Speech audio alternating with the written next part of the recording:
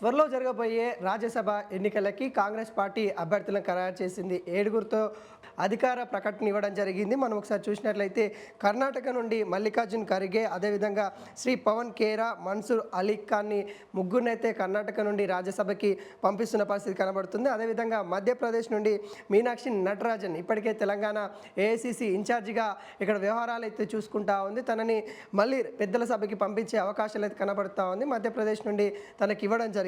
అదేవిధంగా రాజస్థాన్ నుండి నీరజ్ డాగికి ఇవ్వడం జరిగింది. అదేవిధంగా తమిళనాడు నుండి ప్రవీణ్ చక్రవర్తికి ఇవ్వడం జరిగింది. జార్ఖండ్ నుండి ప్రవీణ్ జాక్ అయితే ఇవ్వడం జరిగింది. 7గురికి వీళ్ళు కాంగ్రెస్ పార్టీ అధికారంగా ప్రకటిస్తా ఒక నివేదిక అయితే వెల్లడించిన పరిస్థితి కనబడతా ఉంది. త్వరలో మరి రాజ్యసభ ఎన్నికలు జరగబోతా ఉన్న విషయం మనందరికీ తెలిసిందే. ఇప్పటికే బీజేపీ కూడా వ్యూహాత్మకంగా ముందుకు వస్తూ ఉన్న పరిస్థితి కనబడతా ఉంది. దానికి దీటుగా కాంగ్రెస్ పార్టీ కూడా కీలక నేతల్ని పెద్దల సభకైతే పంపిస్తున్న నేపథ్యం కనబడతా ఉంది.